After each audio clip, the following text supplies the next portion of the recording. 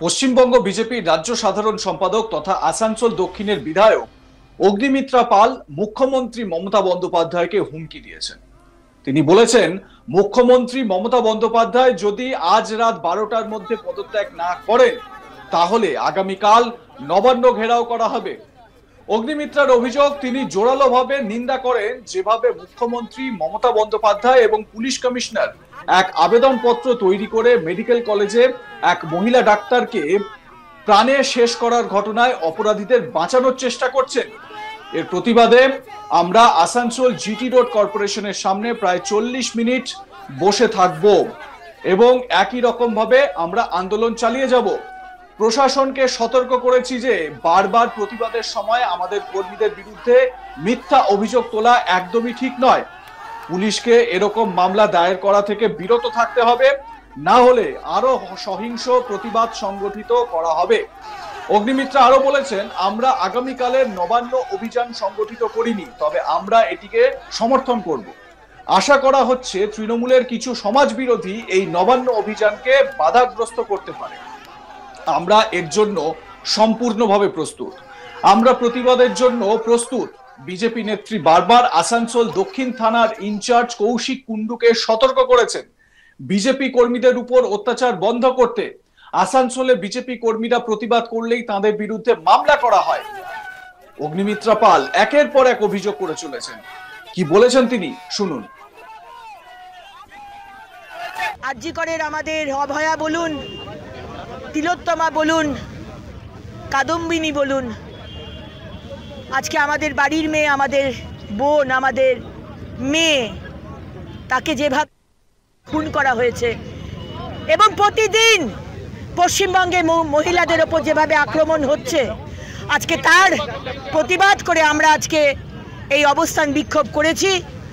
আমরা আমাদের প্রতিবাদ জানিয়েছি এবং আমাদের এবং পশ্চিমবঙ্গের মানুষের একটাই দাবি, মুখ্যমন্ত্রী মমতা বন্দ্যোপাধ্যায়, পুলিশ মন্ত্রী মমতা বন্দ্যোপাধ্যায়, স্বাস্থ্যমন্ত্রী মমতা বন্দ্যোপাধ্যায়, স্বরাষ্ট্রমন্ত্রী মমতা বন্দ্যোপাধ্যায়কে এই দায় নিয়ে, এই যে দায়, এই অভয়ার মৃত্যুর দায় নিয়ে পদত্যাগ করতে হবে।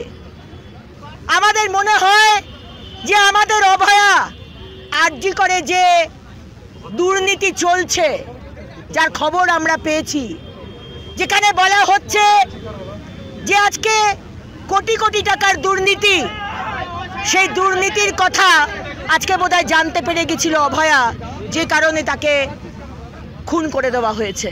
এবং সেটা শুধু আরজি কর নয়, আজকে পশ্চিমবঙ্গের বিভিন্ন সরকারি হাসপাতালে এই দুর্নীতি চলছে।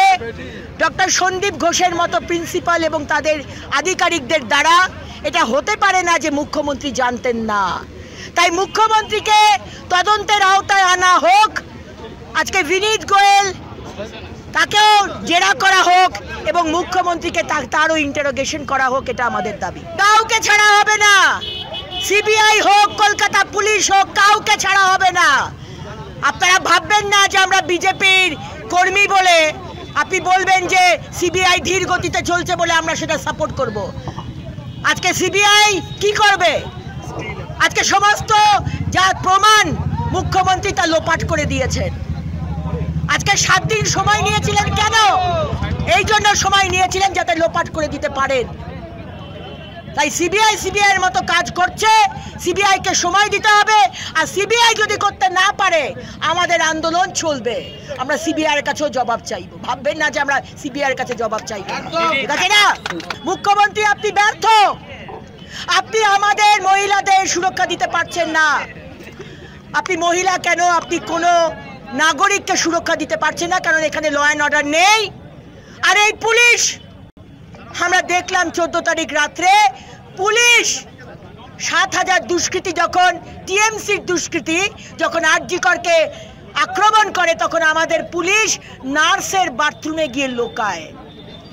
আমরা দেখেছিলাম পুলিশ টেবিলের তলায় লুকোতে, 14 তারিখ দেখলাম আমাদের নার্সের বাথরুমে পুলিশকে লুকাতে। তাই আপনি ব্যর্থ, আপনি অপদার্থ মুখ্যমন্ত্রী, আপনি পদত্যাগ করুন, আর তা না হলে আমরা ব্যবস্থা নেব। কালকে নবান্ন ঘেরাও। অগ্নিমিত্রার মতো মুখ্যমন্ত্রীর বিরুদ্ধে তোপ দেখেছেন দিলীপ ঘোষও। দিলীপ ঘোষ বলেন, দোষীদের সংরক্ষণ দিচ্ছেন মুখ্যমন্ত্রী মমতা বন্দ্যোপাধ্যায়। যতক্ষণ না তিনি পদত্যাগ করছেন ততক্ষণ আমাদের আন্দোলন চলবে। এই আন্দোলন আরজি কর থেকে শুরু হয়েছে। এই আমলে একজন অপরাধীও সাজা পায় না, যাকে তাকে ধরে নিয়ে যায়, কয়েকদিন পরেই জামিন পেয়ে যায়। আরজি করে যে ঘটনা ঘটেছে সেখানে অপরাধীদের বাঁচানোর জন্য পুলিশ, ডাক্তার সবাই মিলে লেগে পড়েছে। শুনুন দিলীপ ঘোষের বক্তব্য। এবং কৃষকদের সংরক্ষণ দিচ্ছেন যে মুখ্যমন্ত্রী মমতা ব্যানার্জি পদত্যাগ করছেন, ততক্ষণ আমাদের আন্দোলন চলবে।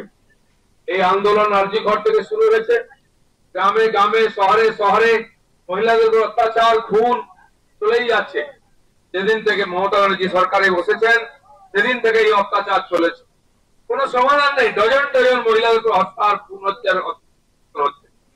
একজন অপরাধী কেউ সাজা পায় না, যাকে তাকে ধরে নিয়ে যায়, কদিন পরে জামিন পেয়ে যায়।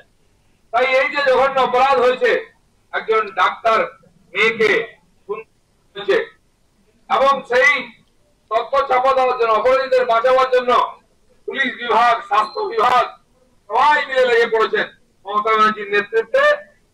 যেখানে অপরাধ সংগঠিত হয়েছে সেই রুমটাকে ভেঙে দেওয়া হয়েছে, সেই বাথরুমকে ভেঙে দেওয়া হয়েছে তথ্য লোপাট করার জন্য। কারণ যারাই অপরাধের সঙ্গে যুক্ত, তারা আরো অনেক অপরাধের সঙ্গে যুক্ত। ওই আরজি কর থেকে ওষুধ পাচার হয়, ডেড বডি পাচার হয়ে যায়, মৃত শরীরের অঙ্গ প্রত্যঙ্গ পাচার হয়ে যায়, এক্সপায়ারি ওষুধ চলে যায়, বাইরে বিক্রি হয়, ওয়েস্টেজ ম্যাটেরিয়াল বাইরে বাংলাদেশে চলে যায়।